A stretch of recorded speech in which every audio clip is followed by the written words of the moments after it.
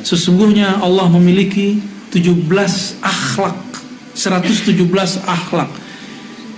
Man atahu biwahidatin, siapa yang mengamalkan satu saja, satu dipegang sampai mati pegang satu. Kita nggak mungkin pegang semua, pegang satu. Dakhalal jannah. Jadi mahar masuk surga mengambil sifat-sifat yang azim, akhlak yang azim itu. Akhlak lo ya. Jadi antum nggak masuk surga karena hafal dalil, masuk surga karena akhlak. Antum nggak masuk surga karena mengislamkan orang, belum tentu. Antum masuk surga mengakhlakkan orang.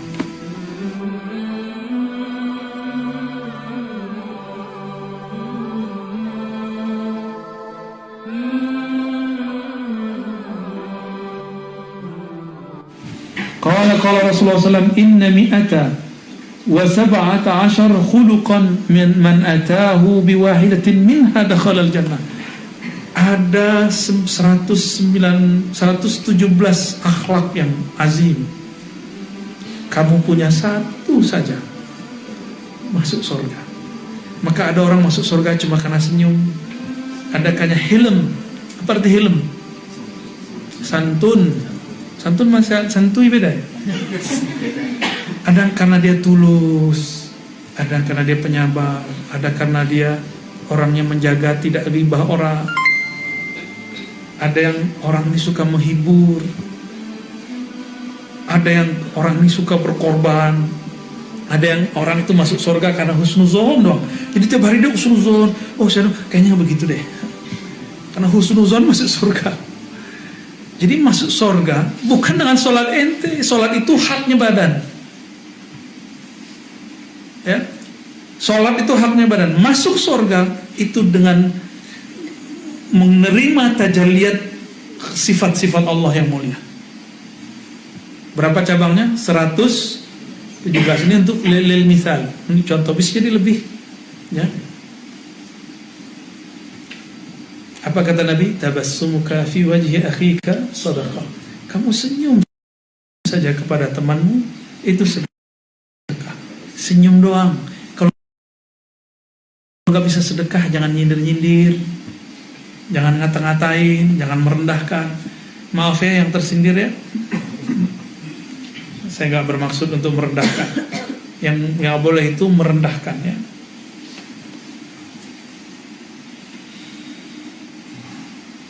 فلما زالت عنه أخلاق نفس جاء الإذن بضرب السيف وجاءت النصرة قال الله تبارك وتعالى أذن للذين يقاتلون بأنهم ظلموا أي في سبيل الله. Baru nih belajar masuk ke bab jihad.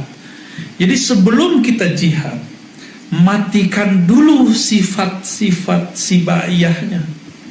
Harus mati, nggak boleh nggak mati. Lalu diganti dengan sifat khuluqiyah yang azimah. Maka jika dia marah-marahnya bukan dengan marah kebinatangan, jika dia murka bukan dengan murkanya kebinatangan, membabi buta gitu nggak jelas, suduk-suduk kena banyak orang, dan melupakan jasa-jasa orang-orang yang pernah dulu baik kepada dia, bahkan guru-gurunya, kawan-kawannya. Ini kalau pakai sibaiyah begini, kena semua. Karena jihad bukan pada tempatnya. Coba lihat orang yang bom hari ini, beberapa waktu yang lalu. Siapa yang dia bom? Apakah dia ngebom musyrik? Orang yang dibom orang sholat Jumat kok di Mesir. Itu orang sholat Jumat, anak kecil juga sholat di situ, dibom. Karena dia belajar jihad sebelum dapat khuluqun azim.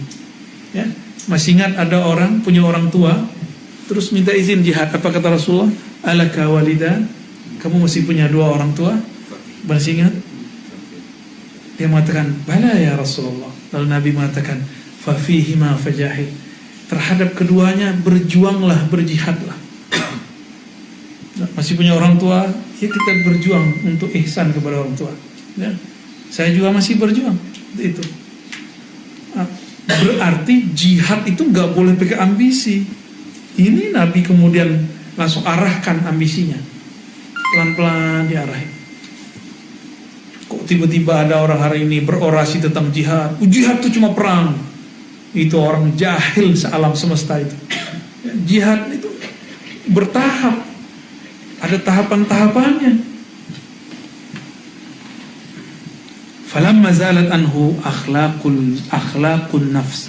Setelah sisi nafsiyahnya, sisi egonya bersih, baru dia diizinkan. Baru beliau Sayyidina Nabi SAW dan para sahabat diizinkan untuk berperang, memukul dengan pedang sehingga tidak salah memukul.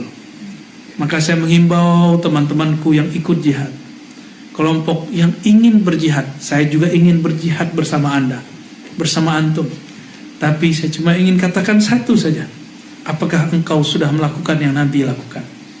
Nabi mentarbiah dulu emosinya, sehingga ketika ingin meledakkan bom, menembakkan tembakan, ingin memainkan pedang, bukan dengan ambisi emosi. Masih ingat Sayyidina Ali? Ketika ada orang mengata-ngatai Allah dan Rasulnya, dia kemudian marah, sampai kemudian pedang sudah terhunus di leher musuhnya ini. Tiba-tiba orang itu meludahi, puh. Sayyidina Ali yang tadi mau gorok orang ini, dia langsung lepasin senjatanya. Ketika selesai beliau ditanya, kenapa engkau tidak langsung membunuhnya? Kan dia sedang menghina Allah dan Rasulnya. Sayyidina Ali sudah lolos bab ini. Apa kata beliau? Yang pertama kali dia lakukan, aku marah karena Allah dan Rasulnya. Tapi yang ketiga, ketika dia meludahiku, aku khawatir aku membunuhnya bukan karena Allah, tapi membunuhnya karena emosi egoku. Enggak teman-teman, makanya saya kenapa larang antum menjawab secara emosional orang-orang yang ngata-ngatain kajian kita. Antum itu ingin bela Allah Rasulnya, atau ingin bela personal saya, atau personal diri antum sendiri, gitu ya. Kalau emang karena Allah Rasul, lanjut. Jika bukan, stop aja, ya. Ini syarat jihad. Ini yang dibuka oleh para sufi. Kenapa sufi-sufi jika berjihad pasti berhasil? Gak ada sufi kalau jihad gak berhasil. Coba lihat Salahuddin Al-Ayyubi, dibimbing oleh siapa namanya? Qutb al-Ba. Muhammad Khan yang kemudian dapat gelar Muhammad Al-Fatih, dibimbing oleh Ibn Syamsuddin. Di Indonesia sama Pangeran Diponegoro. Bahkan Soekarno itu ada guru spiritualnya. Dulu host Cokroaminoto salah satu guru spiritualnya. Dan banyak lagi guru-guru beliau. Kemanapun beliau pergi, beliau datang ke wali-wali. Waktu ke Sumatera Barat, beliau datang ke Ayah Buya Hamka Haji Rasul dan diangkat jadi anak angkat. Ke Bengkulu begitu juga. Ke Palembang, semua tempat beliau punya ayah angkat, guru rohani. Cuma kan orang tahu beliau nasakom aja kan, nggak tahu sisi spiritualnya Bung Karno. Antum dengerin aja cerita. Saya punya guru, itu beliau cerita, kami dulu kalau ketemu Bung Karno, ini guru saya kan tua-tua, cuma lewat radio, tapi 1000 orang diem, cuma dengerin Soekarno lewat radio. 1000 orang dengerin satu majelis diem. Apa gerangan kata-kata yang ada di Soekarno? Kalau Allah nggak memberikan beliau karismatik, itu nggak pakai jimat loh. Kalau pakai jimat mah 3 orang doang paling lewat ya. Ini se-Indonesia dengerin. Ini pengakuan mursyid saya, Abu Hasan Basri Jali. Kan beliau masih pernah ketemu Soekarno. Saya tanya, Buya pernah ketemu Soekarno? Oh pernah. Pernah ketemu Buya Hamka? Oh pernah. Waktu beliau belum alim gitu. Jadi beliau ini bisa juga candain saya. Buya Hamka ini ada versi alimnya, ada versi belum alimnya. Itu telingaannya masih ingat ya, umur 12-13 tahun lah. Baik teman-teman yang melakukan Allah, ini sudah jam 9. Ketika nafsiyah sudah dibersihkan, barulah kemudian nusroh datang, bantuan dari Allah datang. Jadi ketika sahabat bertanya, mata nasrullah, kapan pertolongan itu datang? Kapan Imam Mahdi itu muncul? Kan gitu. Imam Mahdi muncul kalau kezaliman sudah merebak di dunia, dan nafsiyah orang-orang kekasih-kekasihnya sudah mulai dilunturkan oleh Allah. Saat itulah mereka siap dengan kemunculan Al-Mahdi yang sebenarnya.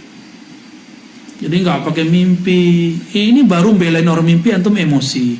Ada orang yang cuma belain si mimpi yang di Pakistan itu, datang ke saya marah-marah, WA saya marah-marah, bahkan melaknat-laknat saya sendiri. Kamu nih, loh kayaknya kita nggak gitu-gitu amat deh, ya.